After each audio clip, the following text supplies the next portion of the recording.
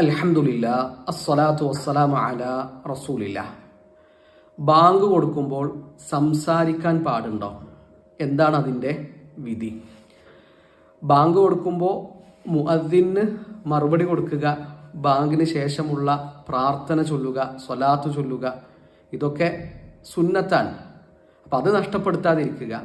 എന്നാൽ ബാങ്കിനിടയിൽ സംസാരിക്കുന്നതിന് തെറ്റില്ല. ആവശ്യമാണെങ്കിൽ സംസാരിക്കാം, അത് ഹറാമൊന്നുമല്ല.